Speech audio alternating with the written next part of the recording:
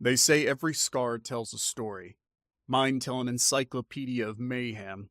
From the cybernetic socket where my left eye used to be, to the crackling plasteel limb replacing my right arm. I'm a walking testament to the brutality of 3 centuries spent kicking alien ass.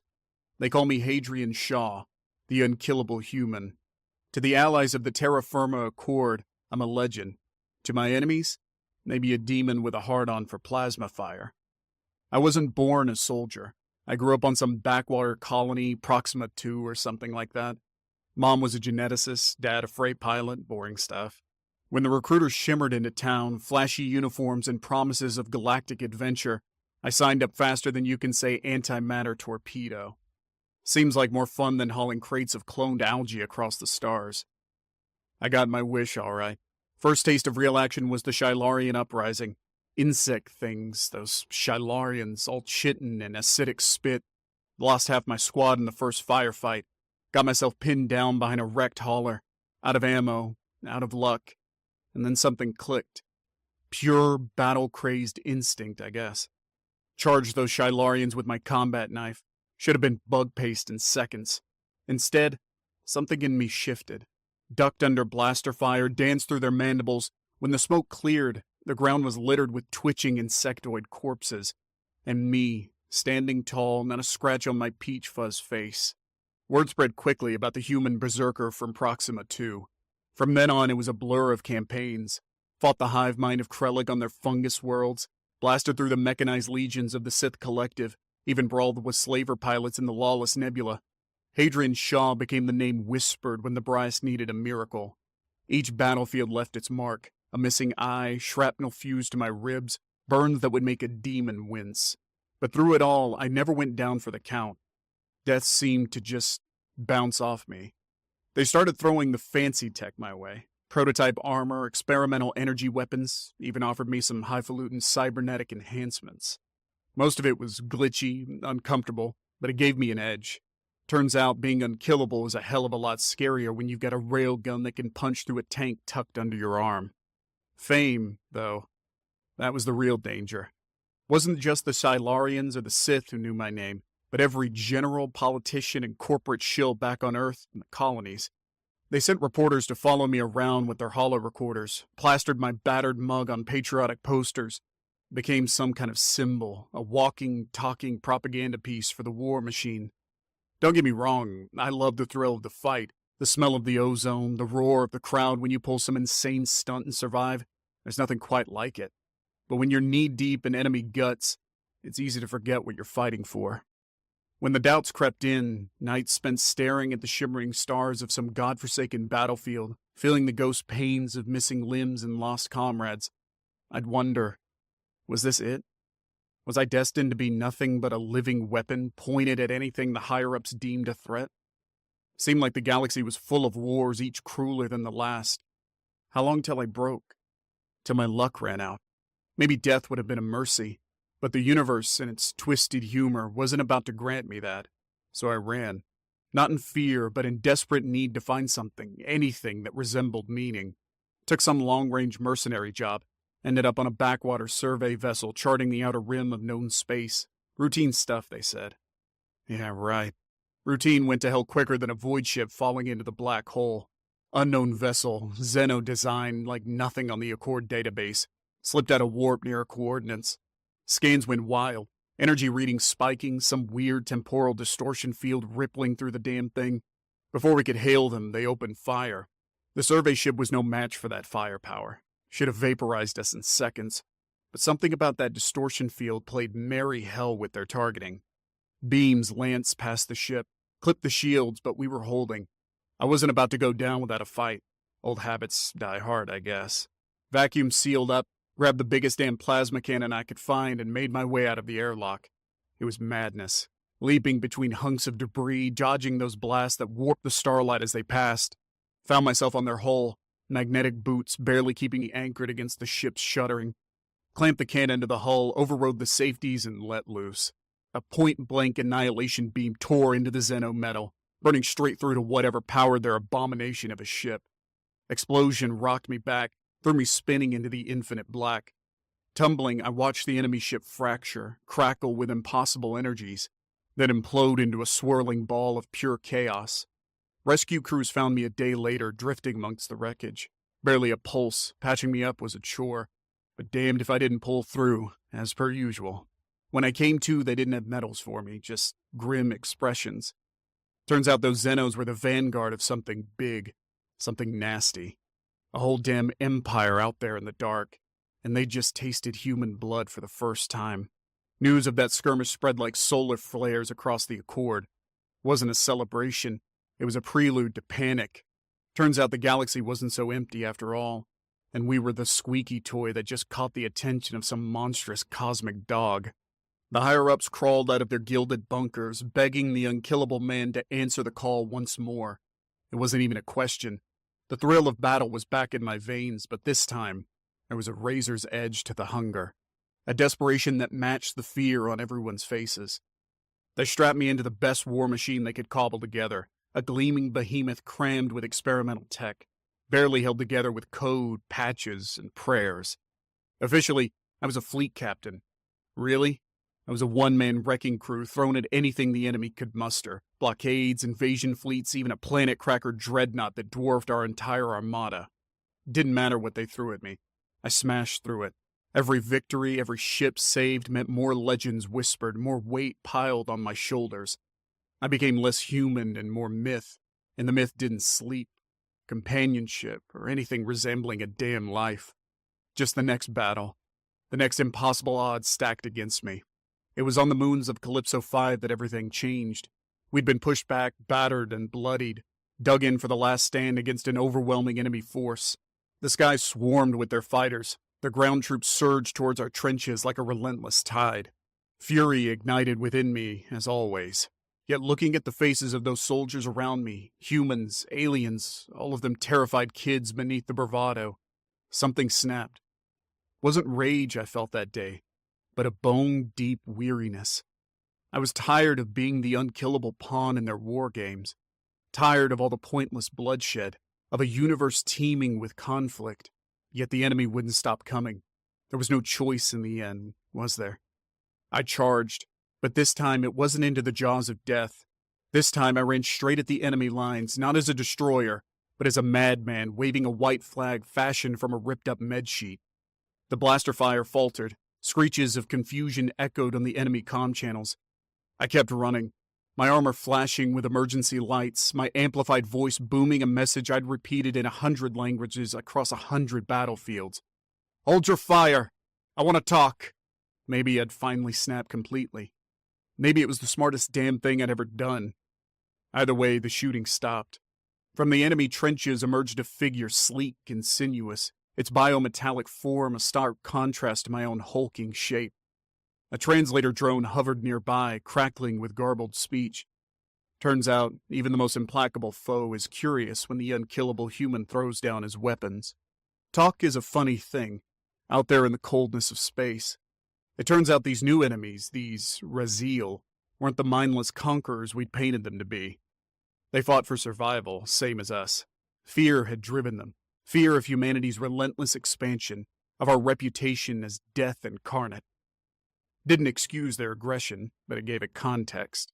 I stood there, the scarred veteran facing a creature so alien it might as well have been from another dimension. And we negotiated. An uneasy truce at first, then a prisoner exchange, tentative trade agreements. It was a flicker of hope amid a galaxy consumed by war. In the end, they still called me the unkillable human, but the name carried a different weight now. Not just a testament to my insane durability, but a symbol of defiance against the endless cycle of violence. Maybe, just maybe, there was a path forward that didn't involve tearing each other to shreds. Peace with the Raziel wasn't the end, just a sliver of breathing room in a galaxy still teeming with threats. The Accord, bolstered by that unlikely success, threw me back into the fray, cleaning up lingering war bands, negotiating with unstable star nations, the messy, unglamorous work of maintaining a fragile stability. They gave me a shiny desk job on Earth, offered to make me the poster boy for some grand new era of galactic diplomacy. A damn lie, wrapped in bureaucracy and patriotic speeches. All they wanted was to keep me leashed, to control the indomitable legend. I walked away, quietly in the dead of night. They're still scratching their heads about it, I bet. The unkillable human, vanishing without a trace. I left the medals, the titles, all of it in a pile on my abandoned desk. The scars and the cybernetics, well, those I couldn't leave behind. Reminders permanently etched into my flesh. Took on odd jobs, drifted from planet to colonies, freighter escort, asteroid miner, even a stint as a bouncer in a pleasure dome on some neon-soaked space station. Each gig brought its own brushes with danger, of course. Old habits and a reputation like mine make for a, let's call it, colorful life. Then there was the Andromeda Station. Outer Rim territory, lawless and buzzing with every kind of scum the galaxy had to offer. Word reached me of slavers operating in the region, preying on refugees fleeing the latest war zone. Something in me, the part they never managed to sand down, couldn't stomach ignoring it. Infiltrated the slavers' compound in the guise of a mercenary, my chipped armor painted in their gang colors. Took them apart from the inside, a one-man wrecking ball fueled by a cold, precise rage. Freed the captives, sending their operation crumbling to dust. News travels fast on the Outer Rim.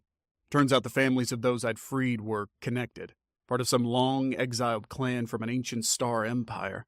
Their gratitude was excessive. Bowing and scraping, offering me titles I couldn't pronounce, gifts of enough precious metals to sink a cruiser. Their plea was simple. Stay with them, teach their warriors, protect their people. They'd seen the galaxy's darkness, same as I had. Craved the stability, the safety that a figure like me, flawed as hell, broken in more ways than one, but still standing, could provide. It wasn't the life I'd envisioned, settling down, playing the elder statesman, yet something about their offer resonated. The chance to be more than just a weapon, more than a myth, to use all this blood-soaked experience to build something instead of tearing it down. And so, Hadrian Shaw, the unkillable human, found a home among the scattered remnants of a forgotten people.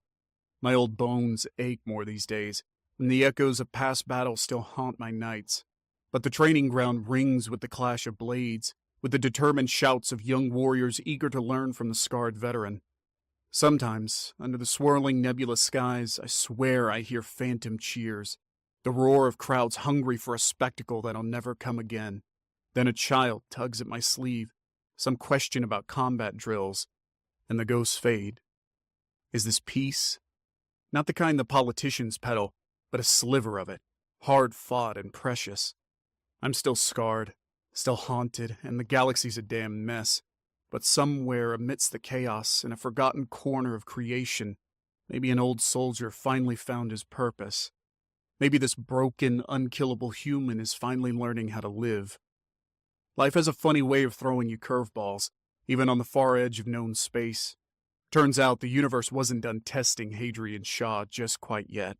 A ghost ship drifted into orbit. Ancient design, markings of an extinct civilization. Should have been an archaeologist's dream, a relic teeming with lost history. Instead, it brought death upon its cold, metallic wings.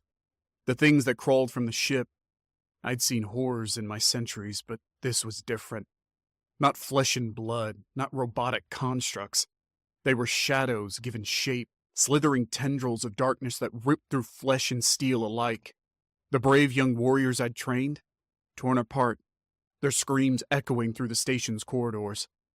In that first terrible onslaught, I lost nearly everything I'd built. My newfound family shattered. Panic gripped the station like a suffocating shroud. It seemed like a twisted echo of all my worst battle memories. Fury and despair warred within me, threatening to consume whatever remained of my battered soul.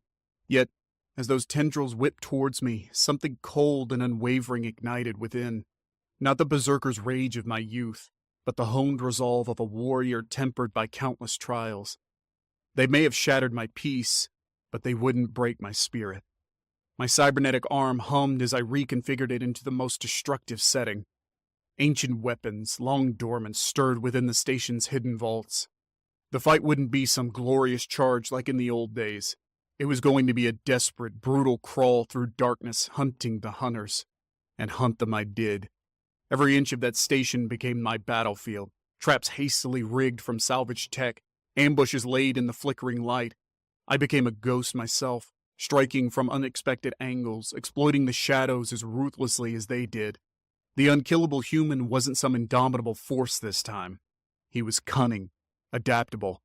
He was a survivor. For days, the fight raged in the echoing chambers of Andromeda Station. The scent of ozone and scorched metal clung to the air, a grim testament to the relentless battle. Each shadow creature I destroyed left a stain of viscous darkness on the floor, a small victory in the face of overwhelming odds. My body was pushed past its breaking point. Old wounds throbbed in time with the pounding in my skull. Sleep was a luxury I couldn't afford, replaced by stim injections and the grim determination that kept me moving, kept me fighting back. Then, as I crested a shattered gantry, I saw it. The heart of the infestation. Not a beast, but a glowing core of pulsating energy nestled within the warped machinery of the ancient ghost ship. The shadows seemed to flow from it, an endless tide born from this unnatural source. In that moment, there was no room for grand strategy or clever tactics, just the raw instinct of a warrior cornered. I charged, my battered war cry tearing through the silent station. The shadow creatures swarmed around me, tendrils slicing, but I was a whirlwind of fury and desperation. My plasma cannon roared, blasting a path through the inky forms. I reached the core, the hum of malevolent power filling my ears. With a final desperate surge, I rammed the barrel of my weapon into the glowing sphere.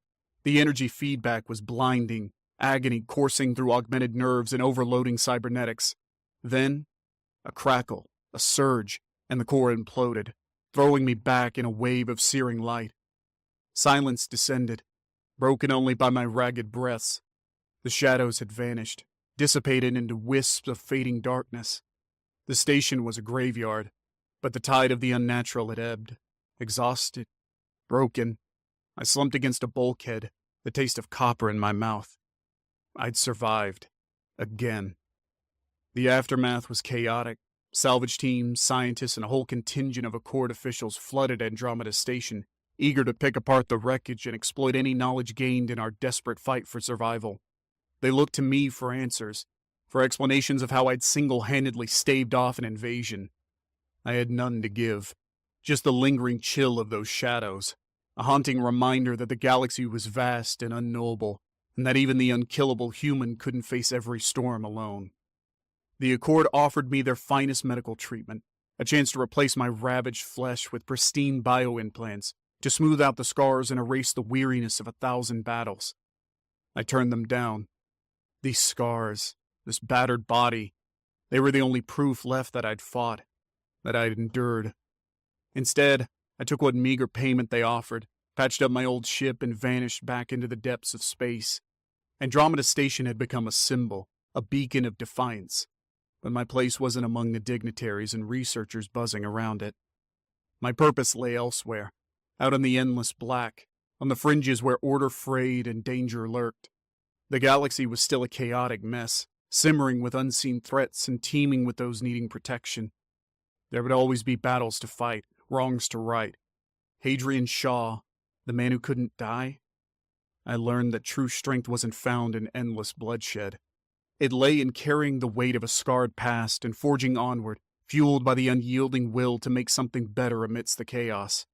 I was a warrior still, but also something more.